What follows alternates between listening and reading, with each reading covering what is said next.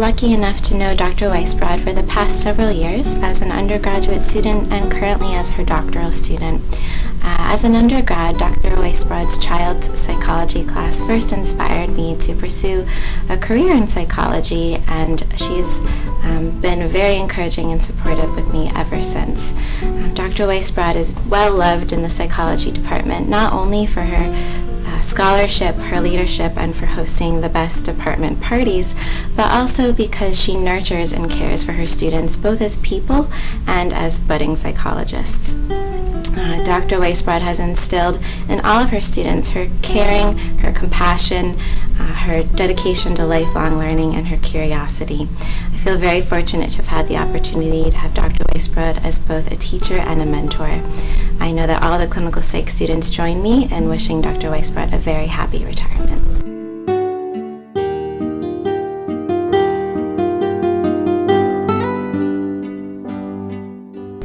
Dr. Culver is my mentor for my thesis project. I'm a first-year environmental science master's student, and he's taught me so much already. He's completely dedicated to his students and his research, and his passion really has inspired me to do more with my thesis.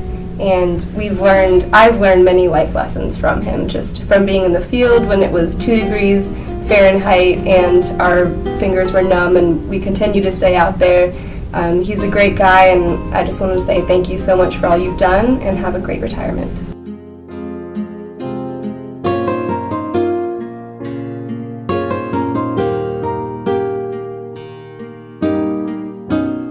Professor Losberg has been such a meaningful part of my experience with the literature department at AU, and his honesty and his commitment to not only engaging with students' interests but also making an effort to learn about what they're interested in as well has inspired me to go on and become a professor myself. So I am extremely grateful for his presence and everything that he's done for the lit department students.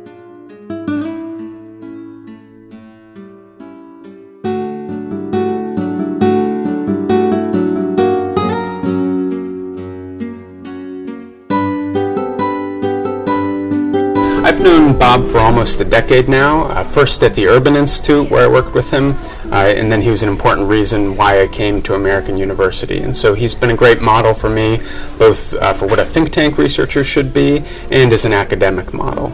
One of the things that I always appreciate about Bob is how passionate he is about what he researches, and the place you see this most obviously is in his apprenticeship work, for example. So he's an important researcher in this field, but he's also passionate about apprenticeship as a policy to help low-income workers. And I've learned from him that sort of passion for what you're researching is important for doing good research.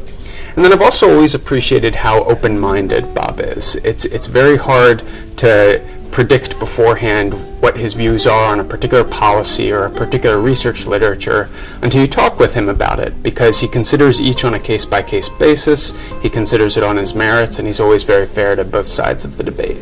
So Bob's been an important mentor to me for a long time now, and I want to congratulate him on his retirement, and I hope he'll continue to be.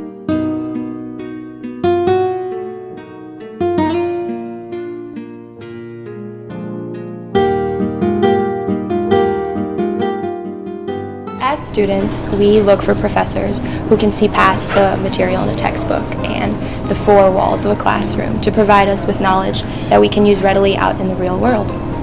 Professor Mellert is exceptional in this aspect of his teaching. He can fill an entire block class with both humorous and humbling anecdotes with which he can engage his students. Not only that, Professor Mellert demonstrates sincere interest in getting to know each and every one of us personally by giving us the floor to speak about our own personal experiences as they relate to the subject matter. And so in doing this, Professor Mellert can foster a learning environment in which his students can interact with each other, with the professor, and the subject matter through a variety of ways, both through lecture and open discussion and hands-on activities. So inevitably, he gave us the route to grow as individuals and students. So thank you, Professor Mellert, for your contributions at AU, and we wish you the best of luck. I have had the great fortune and privilege of beginning my philosophy studies here at AU with Dr. Ryman. Dr. Ryman possesses encyclopedic breadth and depth of knowledge of his discipline, and he's a man of great brilliance of mind and razor-sharp wit. And I think also a great deal of affection, enthusiasm, and patience when it comes to dealing with his students. Professor Ryman left an indelible impression on me, as I'm sure he did on a number of my fellow students, both past and present. Among other things, it was about how to write and think philosophy as a qualitatively different mental effort and undertaking. In my studies, I constantly return to the refrain that I heard from him about how one has to push for meaning and depth in reading, and be disciplined and rigorous when it comes to one's thought process and writing. I will be forever grateful to Dr. Ryman for the opportunity to study with him, and I would like to wish him, the last man of the Enlightenment, many years of great health and peaceful contemplation.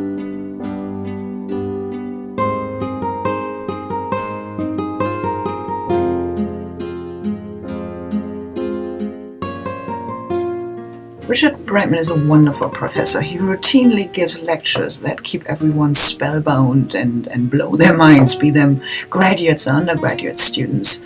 He's terrific in small-sized classroom, be it a reading seminar or research seminar.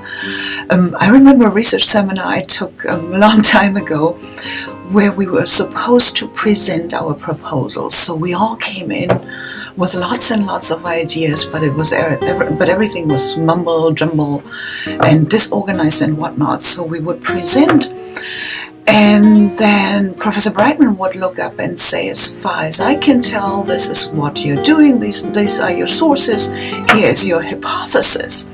And then there was this moment where one felt really brilliant, thinking, oh, finally somebody understands my brilliance, only to realize later on that the only brilliant person in the room was actually Richard Brightman, who had made sense of your babbling and made it into a project that could work. And I think what he was doing in the classroom, bringing his tremendous knowledge, bringing his understanding of context, bringing his ability to make complicated things sound easy, is exactly what makes him such a wonderful researcher.